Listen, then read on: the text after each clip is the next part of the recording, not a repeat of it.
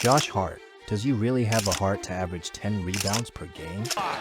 Brunson, step back, off, rebound, Anunoby after it, so is Hart. Another key offensive rebound for the Knicks. San Antonio can still play it straight up if they want to. A thin difference, 4 seconds. Shot clock at 4, pass deflected, Anunoby lets it fly, hits the rim, and another on board. Hart has it, off to Brunson, and that's the ball. Rebounding has always been a big man's game, and in a league where 7-footers guard the paint like territorial giants, a 6'4" guard has no business crashing the boards. Yet here's Josh Hart, outmuscling giants, skying over dudes half a foot taller, and snatching rebounds that were never meant for him. This isn't just impressive, it's borderline disrespectful. Guards are supposed to sprint back on defense, let the big man handle the dirty work. That's basketball 101. Josh Hart? Yeah, he's skipped that class. But here's the real question. Can he keep this up? Can a guard whose job isn't even supposed to involve rebounding actually average 10 boards a game for an entire season? That's exactly what we're about to find out. Selected in the first round of the 2017 NBA Draft as the 30th overall pick by the Utah Jazz, before being traded on draft night to the Lakers, Joshua Aaron Hart has built a reputation as one of the grittiest rebounders in the league. Now suiting up for the Knicks, Hart has been a force on the board since his junior year, where he averaged an impressive 11.6 rebounds per game. His relentless hustle and nose for the ball have defined his career, leading to his arrival in New York in February 2023 and securing a 4-year, $81 million extension on August 10th. Averaging 10 rebounds per game for the Knicks, Hart has proven his ability to crash the glass despite not having the towering height of a traditional big man. Whether he can maintain this level of consistency or if a grind of battling bigger bodies night after night will wear him down remains a debate. Josh Hart isn't grabbing rebounds because he's the tallest or biggest player on the court. Far from it. He's doing it because he wants it more than anyone else. Every possession, he's moving, fighting, and positioning himself for the ball while others are still processing what just happened. He doesn't just crash the glass, he attacks it like it owes him money. What makes Hart special isn't just effort, but his fearlessness. At 6'4", he's giving up size every night, yet he outworks guys 4 to 6 inches taller like it's nothing. To him, height is just a number.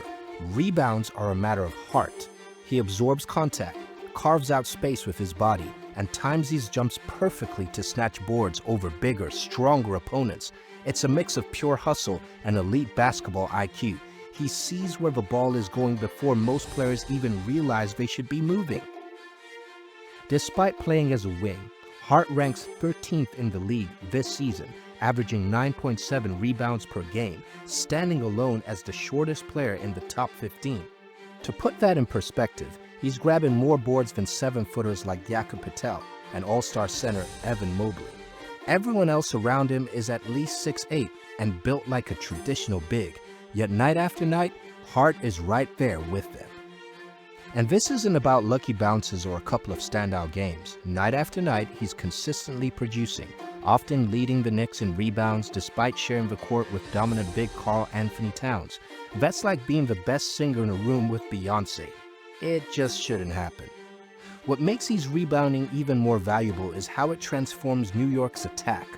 Most elite rebounders are centers. They grab the board and immediately look for an outlet pass. Hart skips that step entirely. When he grabs a rebound, he's already planning his next 3 moves, pushing the ball up the floor himself with the urgency of someone late for a flight. His ability to rebound and run turns defensive stops into instant fast breaks, creating easy buckets before the defense can even blink. It's a rare skill, and it completely changes how the Knicks play. Defensively, his rebounding gives the Knicks an extra edge. Instead of relying on a big man to clear the glass, Hart does the dirty work himself, allowing New York's bigs to focus on rim protection. That added flexibility makes their defense even tougher, while also giving their offense extra gear in transition. The truth is, averaging 10 rebounds per game for a full season is tough for anyone, but for a 6'4" guard, it's almost unheard of. The list of guards who have done it is short. with Russell Westbrook being the most recent, thanks to his triple-double seasons. But even then, Westbrook had teammates boxing out to create open lanes for him to grab rebounds. For Hart, no such luxury. He's fighting for every board in the trenches, often against players much bigger than him, and sometimes with his own teammates trying to do the same job. With Julius Randle gone, the rebounding load in New York has shifted, but Mitchell Robinson remains a dominant force in the paint. Robinson, when healthy, is one of the league's best offensive rebounders, which means Hart still has to battle for boards against his own teammates. That's why his numbers fluctuate. Some nights he's pulling down 14 to 15 boards like a man possessed. Other nights he's closer to 6 or 7. The Knicks' defensive schemes also play a role.